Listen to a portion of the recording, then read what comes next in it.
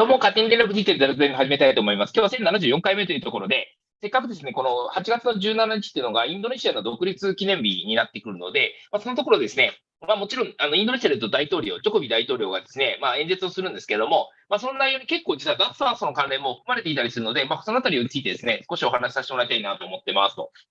まずは、Pidato, Presiden Republik Indonesia, Speech President of the Republic of Indonesia ということで、もちろんスピーチですと、その議事録が、英語に載ってたので、英語の方を少し話させてもらおうかなと思ってます。まずはチャット GPT でまとめたんですけども、インドネシアの大統領のスピーチで国の発展と今後の方針について触られていますと。インドネシアは鉱山資源や非鉱山資源の製造業を強化しており、特にニッケルの加工業が増加しています。インドネシアは今後10年間で1人当たり国民の所得を2倍以上に増やす予定、まさに所得倍増計画、池田隼人内閣のところの、これからだから何十年前かを再現している感じですよね。具体的には、10年後には1944ドル、10年後には15,860ドル、22年後には25,025ドルを目指していますと。2022年の1人当たりの国民所得は約71万ルピアで、これも元に所得の増加が計画されていますということで、例えばちょっと天然資源の脱炭素に関連するところで言うと、インドネシアはその豊富な天然資源を持つ立場から、新しいエネルギーソースと再生可能エネルギーの資源を持っています。ただし、天然資源が豊富であるだけでは不十分であり、それを最大限に活用して付加価値を生み出す能力が必要です。インドネシアは、天然資源のダウンストリーム化を通じて、これらの資源をより効果的に活用し、国民の福祉を向上させることを目指しています。このダウンストリーム化は、技術的意見を伴い、新しい再生可能なエネルギーの使用を促進し、環境への影響を最小限に抑えることを意味しますと。インドネシアは新しい緑の経済セクターや天然資源のダウンストリーム化を通じて、国の経済成長、まさにだから加工までちゃんとしていくということですね。ただ原料だけを輸出しないということ。経済成長の新しい機会を追求して、これには鉱物、農産物、水産物、新しい再生可能エネルギー源など、インドネシアが持つ豊富な天然資源の活用を含まれますということで書かれていますと。My fellow citizens, distinguished ladies and gentlemen, we are now entering a political year. The situation has immediately escalated the trend among politicians and those in political parties. Whenever they are asked about their candidates for president and vice president, the answer would be there are no directives yet from the village chief. I was thinking through this village chief was everything is connected to this village chief. These days, I realize that village chief refers to me, to which I reply that I'm not a village chief. I'm the president of the Republic of Indonesia. It turns out that village chief is a hint. However, let me stress that I am not a chairperson of the political party, nor am I the leader of the coalition of political parties. In accordance with the provisions of the law, it is political parties and their coalition that determine presidential and vice president candidates. Thus, I would like to state that it's not my authority. It's not the authority of the village chief. I understand that it is the nature of the president to become a scapegoat and a target, a shield. Even before the campaign season begins, my pictures are everywhere. In many provinces, cities, regencies, in many villages too. However, they are not my picture alone. Next to me are presidential candidates. That's all right, no problem. Distinguished ladies and gentlemen, being the president is not convenient as people perceive. There's a big responsibility that must be shouldered. There are problems faced by our people that must be addressed. In the social media era, like today, anything can reach the president, starting from problems faced by the people in the village, anger, mockery, and division, and slander. Everything can be easily conveyed. I am aware that there are people calling me stupid, dumb, ignorant, parallel, fool. I have no problem. Personally, I accept that. However, what upset me is that the polite culture and noble character of this nation seems to have ebbed away. Either way, freedom and democracy are used to vent malice and surrender. This moral corruption hurts our civility. Indeed, it is not always the case. the majority of the people is also disappointed with this moral corruption. The mockery and insults have actually awakened the nation's conscience to unite in preserving the morality in the public space, in protecting the mentality of society, so that we can keep moving forward, carrying out the transformation of the nation toward and advance Indonesia towards the 2045 Golden Age Indonesia. This is what I frequently mention in every occasion, that Indonesia today has a great chance to achieve 2045 Golden Indonesia vision and to be among top 5 global economies. We do not only have the chance, but have also devised strategies to achieve it. I depend upon whether we wish to focus our energy to move forward or waste it on unproductive activities that may divide us or even cause us to step backward. My fellow citizens, distinguished ladies and gentlemen, the democratic bonus that will peak in 2030s in a tremendous chance for us to achieve the 2045 Golden Indonesia vision.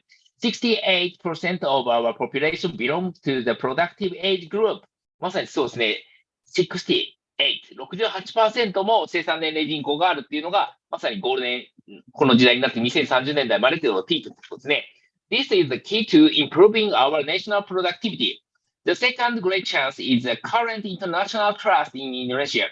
Such trust that have been built for a long time is not merely a gimmick or a rhetoric. Instead, it demonstrates the role and the actual proof of Indonesia's bravery in taking a stand.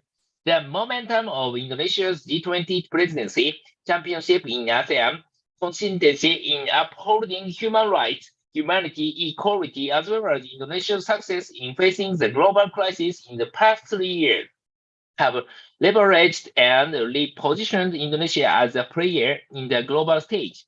Amid the global condition replete with volatility due to differences, Indonesia with her Pancasila, the 5 principles, harmonious diversity and democratic principle is able to create space for dialogue, become a meeting point, and bridge the existing differences.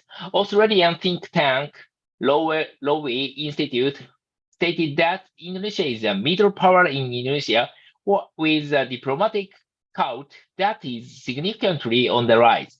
Indonesia belongs to one out of the 6 Asian countries that has seen an increase in competitive power. However, there remains doubt about the significance of high level of international trust. Our people consume rights. International trust cannot be consumed. Yes, it is indeed inedible. Similarly, toll road cannot be consumed. These are the examples of how we waste our energy on unproductive activities. But it's all good. They make me happy. They are here to make things more lively and not monotonous. Distinguished ladies and gentlemen, with a high level of international trust, our credibility will be even more acknowledged and our sovereignty will be even more respected. Indonesia's voice will be heard, making it easier for us to negotiate. We must make the most of this opportunity. We would be at a great loss if we missed out this opportunity because not every country has it, and there's no guarantee that we will have it once again. Our first strategy in making the most of this opportunity is by preparing Indonesia's human capital. We managed to reduce stunting into 21.6% in 2022 and improved our human development index in 72.91% in the same year. We also improved our gender empowerment index in 2022 into 76 to 59%. We set aside a budget for social protection amounting to 3,212 trillion rupiah from 2015 until 2023. including for Health Indonesia Card, Smart Indonesia Card, College Smart Indonesia Card, Family Hope Program, Stable Food Card, as well as protection for senior citizens, people with disabled, and other vulnerable groups. We also have reskilled and upskilled the labor through work training centers and pre-employment program. At the same time, the people who have been prepared should get a job that can improve national productivity. We must create new economic sectors that provide many job opportunities that brings the greatest add values. This is a role of the green economy. まさにこれ、グリーンエコノミーセクターに力を入れてるんですね。And downstreaming as our windows of opportunity to accelerate progress because Indonesia's boasts abundant natural resources. まあ、資源があるよと。including mineral あるよ。plantation products あるよ。バイオマスみたいなところですね。marine products, as well as new and renewable energy. However, abundant natural resources are not enough. Owning them is not enough. 持つだけじゃダメだよって because it will make us complacent as a country by merely selling raw materials without added values. Added values が重要だ。付加価値をつけることが重要だ。without sustainability. Let me reiterate that Indonesia must not end like that. If anything, Indonesia must transform into a developed nation that is able to manage her resources, give added values, and bring prosperity for the people. We can realize this by doing downstreaming. The downstreaming that we are going to do is through transfer of technology, which uses new and renewable energy resources while minimizing environmental damages. The government obliged mining companies to make adequate nurseries to carry out reforestation of lands previously used as mining areas. Downstream must be carried out not only for mining commodities, but also non-mining commodities such as palm oil, soyweed, coconut nut, and other potential commodities. The downstreaming will also optimize local content by partnering with MSMEs, farmers, and fishers so that they can enjoy the benefits. We are taking measures and we must carry on. It is a bitter pill to swallow for raw material exporters. It is an unfavorable condition for short-term state revenue. However, once a large ecosystem has been established and the processing plants are ready, I fervently believe it will produce a good result in the long run, especially for the welfare of the Indonesian people. As an illustration, after we discounted exporting nickel ore in 2020, investment in nickel downstreaming recorded a rapid growth. We have already built 43 nickel processing plants that will provide a huge number of job opportunities. This is from one commodity only. With consistency in carrying out downstreaming in nickel, copper, bauxite, CPO, and seaweed, based on our calculation, in the next 10 years, our per capita income will reach 153 million rupiah, 10,944 US dollars. In the next 15 years, our per capita income will reach 217 million rupiah in the next 22 years. Our per capita income will reach 331 million rupiah. As a comparison, in 2022, our per capita income stood at 71 million rupiah, meaning that the hike can be more than twofold in 10 years. 2倍、ここにまさに所得倍増計画ですね。We have already started building the foundation to achieve this, plus infrastructure development and connectivity ultimately boost our competitiveness. Based on reports from Institute for Management Development, our competitiveness in 2022 rose from 44th to 34th. This is the world's highest increase.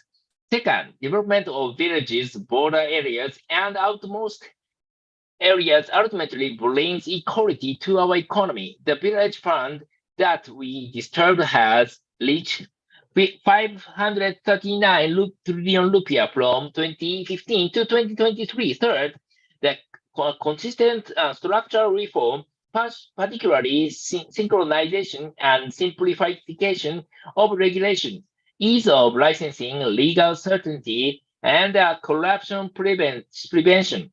All of these become our capital for reaching advancement. To that end, I have reiterated that future leadership will set a path forward for Indonesia's future. This is not about who the president is. No, it's not. The question is whether or not the future leaders are ready to walk in line with what we have started today, or whether or not they are brave or consistent enough.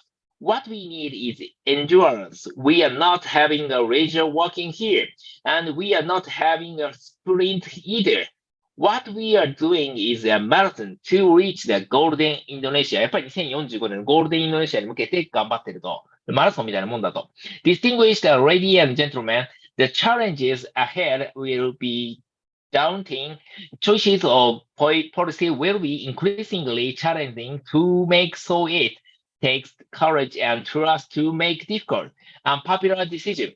To that end, in my opinion, a leader must earn public trust, for trust is one of the factors determining whether a policy is feasible. Whether a decision can be followed up or not, it is a political strength to lead a nation. Moreover, a leader also needs support and cooperation from components of the nation. Thus, I would like to thank heads of state institutions, ulemas, religious figures, public figures, community leaders, teachers, cultures, bearers, health workers, journalists, political parties, politicians, government apparatus, and the Indonesian National Defense Force (TNI), and the Indonesian National Police (Polri) personnel, and all community members who have been lending their support. I'd also highly appreciate the endeavors made by the People's Consultative Assembly in the strengthening the national foundation, broadening the understanding of the national ideology, reviewing the content and legal form of the state policy guidelines, and promoting international cooperation in surmounting various global challenges. The House of Representatives has also given its tremendous support in pushing for structural reform, making efforts to improve governance, avoiding fraud in state financial management, and preparing the 2024 simultaneous elections. The Regional Representatives Council, based on its authority, has actively accommodated the people's aspiration in the regions and played a pivotal role in drafting a number of bills and reviewing our state administration system. The Indonesian Audit Board has also given a significant contribution to enhance finance accountability and encourage sustainability improvement of the national priority programs. The Supreme Court's endeavors to promote justice deserve recognition for enhancing judicial transparency, advancing digital justice systems, and expediting case resolution with cost-effective measures. The Constitutional Court has also demonstrated its efficiency by resolving cases, upholding transparency during trial proceedings, and facilitating access to justice for those seeking its services.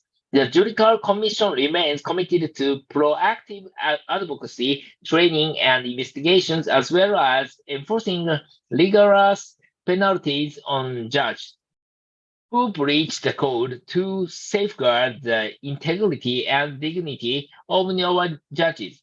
Furthermore, I'd like to express my gratitude to Bank Indonesia, the Financial Service Authority, the Deposit Insurance Corporation, the Corruption Eradication Commission, the Indonesian Ombudsman, the General Election Commission, the Election Supervisory body, the National Commission on Human Rights, and other national institutions for their contributions in accordance with their role and responsibilities. May Allah, the Almighty, always bless and ease the endeavor of the Indonesian nation toward an advanced Indonesia that we aspire to be. Let us unite for advanced Indonesia, moving forward, advancing Indonesia. Long live the Republic of Indonesia. Long live the land of Pancasila. Independence, thank you. Wassalam, wassalamualaikum warahmatullahi wabarakatuh. Om Shanti Shanti Shanti Om. Nama Budaya. Jakarta, 6 August 2023, President of the Republic of Indonesia. That's all.